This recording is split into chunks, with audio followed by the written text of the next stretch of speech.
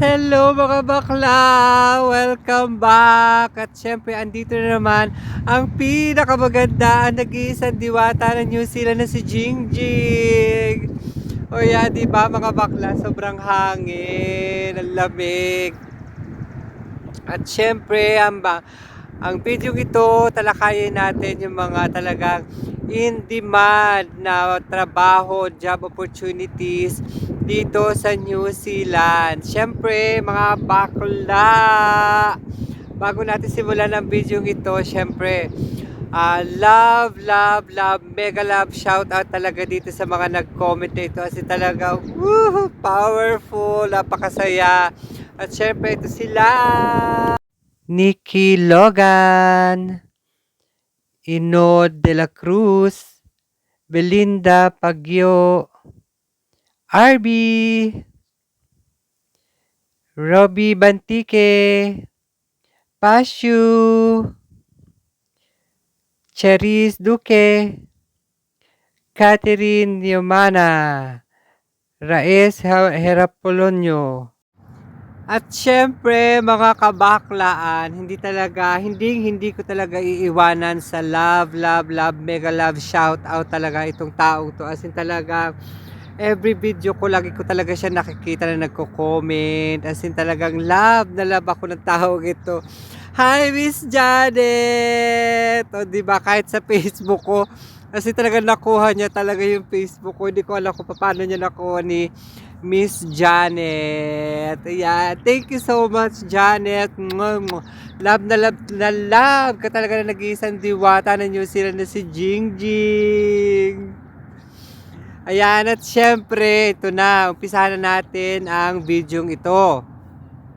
Ano-ano nga ba yung magiging possible na maging in demand na job opportunities dito sa New Zealand? At syempre, unahin natin yan ng healthcare workers. Siyempre, andito na yung mga nurses, doctor, physiotherapist, at siyempre yung mga caregiver. So, yan. As in talagang wala pa talaga akong idea. As in talagang wala akong idea kung paano makapag-apply yung mga nurses, doctor, physiotherapy. Lalo na sa caregiver. As in talagang doon sa caregivers, pwede naman kayo mag-apply dun sa sick job na tinuro ko talaga doon sa inyo. At syempre, ang susunod na ating in-demand na trabaho dito sa New Zealand, wala iba kundi ang construction worker. Syempre, dyan yung carpenters, plumbers, at saka electrician. So, as I remember, meron talaga ako kinontent kung paano makapag-apply yung mga construction worker, yung mga plumber, electrician. Para meron na akong content video kung saan pwede mag-apply. So, scroll nyo lang dito, visit nyo lang yung aking channel. So, makikita nyo dyan yung kung how to apply. Bale, ano yun? Parang step by step tutorial kung paano siya mag-apply. At syempre, may possible din na maging in demand yung mga teachers and educators. So, ayan. Wala lang akong idea kung paano mag-apply as a teachers and educators dito sa New Zealand. At syempre, andito rin yung hospitality and tourism. So yan, lagi ko sinasabi mga bakla, no? Dun sa Seek Job NZ, hindi naman totally 100%. Pag nag-apply talaga kayo dun is matatanggap kagad kayo, makakakuha talaga kagad kayo ng employer. So kagaya ng ginawa ko talaga, as in talagang tiyaga, as in talagang napakaraming CV, cover letter, napasahan ko talaga bago ako makakuha ng employer dito sa New Zealand. As in talaga sinamahan ko pa siya ng pray. As in talaga, may papayo ko lang talaga sa inyo, gandahan nyo yung CV at saka cover letter. So meron din akong in-upload, meron akong content video how to make a CV and cover letter. So, search nyo lang dun sa aking channel na meron ako dun na ginawa talaga as in CV and cover letter. So, yan, para example or kung gusto nyo gayahin nyo na, wala namang problema yon. Siyempre, ito na nga mga kabaklaan, no? Dito ngayon, as in talaga, nag-research talaga ako niyan. Tapos doon sa immigration, as in talaga 'pag nag-apply kayo dito this coming 2024, talaga ngayon pala mag-apply na kayo, this coming 2024. So hindi mo na kailangan kumuha ng IELTS kung mag-a-apply kayo dito as a working visa. So hindi na kailangan, as in talagang kahit na hindi ka naman fluent sa English, so makakapag-apply ka pa rin.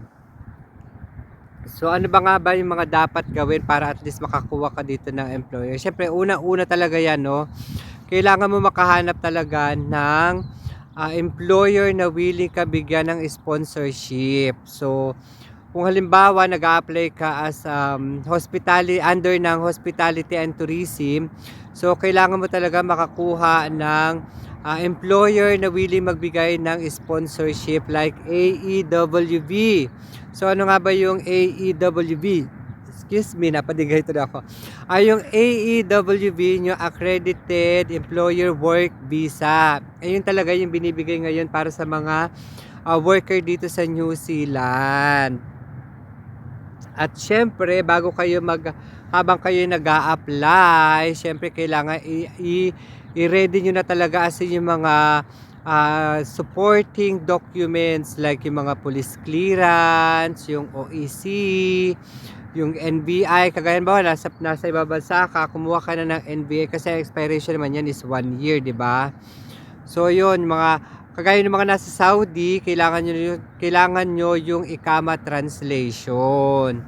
So sa mga nasa Pilipinas naman, syempre yan, yung mga wala pa pala medical. Kailangan nyo yung police clearance, NBI, basta yung mga supporting documents. At syempre, kung halimbawa nakakuha ka na ng employer at nakapagpasa ka na ng mga supporting documents na hiningi sa iyo ni Immigration New Zealand, syempre, pag sinabi ni Immigration na kailangan mo na mag-pay ng 750 New Zealand dollars para do sa iyo visa fee, syempre kailangan agad-agad bayaran mo na 'yon para at least dire-diretso, kasi talagang siguro mga 2 months pa lang kasi talaga ma-approve na yung visa mo. At syempre kailangan talaga as in talagang pag may kailangan si New Zealand Immigration, mag-i-email talaga sa inyo yan. So ang kailangan nyo lang gawin talaga is be responsive. Kailangan nyo na agad-agad is mag-reply. Halimbawa, kailangan nyo talaga ng mga supporting documents, hininga ka ni immigration. So kailangan be ready ka agad talaga yan. Dapat meron ka na talaga mga available na ganyan. Hindi yung nag-a-apply ka tapos bigla ka nakakuha ng employer, doon ka pala mag-aasikaso ng mga kailangan mo na nahihingi ni employer. Let's say hininga ka ni employer ng police clearance. So any moment hindi naman ganun kabilis kumuha ng police clearance, 'di ba? And then halimbawa hininga ka ng mga OAC, doon ka palang kikilos. Kalimitan kasi sa mga employer hindi nagbibigay ng OAC, yung Certificate of Employment, di pala OAC, Certificate of Employment, sorry. Nakatingin kasi ako doon sa ibon, ang ganda, nadidistract tuloy ako. So halimbawa hiningan ka ni New Zealand Immigration ng Certificate of Employment, tapos hindi ka pala bibigyan ng employer mo.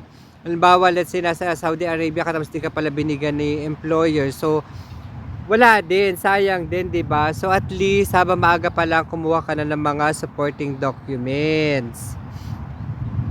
At syempre mga bakla, no, kasi talagang nung nag-a-apply, share ko yung experience ko nung nag-a-apply talaga ako dun sa sick job. Kasi talaga nag-a-apply pala ako, nag-uuti-uti na ako, medyo natagalan lang ako dun sa NBI.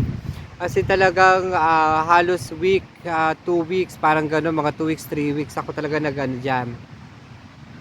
After noon kasi talagang padadala mo pa from Saudi to Philippines yung NBI. Kasi talagang be ready ka na lang talaga sa mga mangyayari. Kasi talagang may papayo ko lang, be ready habang nag-a-apply pa kayo. Kasi kasuhin nyo na yung mga supporting documents like yung mga TOR nyo, diploma. Kasi talagang i-ready nyo na kaagad. At saka syempre ito pang pinakamatinding tip sa pag-a-apply, gandahan ang CV at saka ang cover letter, mga bakla. para at least stand out ka talaga kay employer. So yan mga bakla, natatapos na naman ang ating video. At syempre, thank you so much sa lahat mga nag-views. At syempre, andito ang pinakamaganda, ang nag-iisang diwata ng New Zealand na si Jingy. Lagi sinasabi na MYMP, make your mama proud. Ayan mga bakla, thank you so much and I love you all.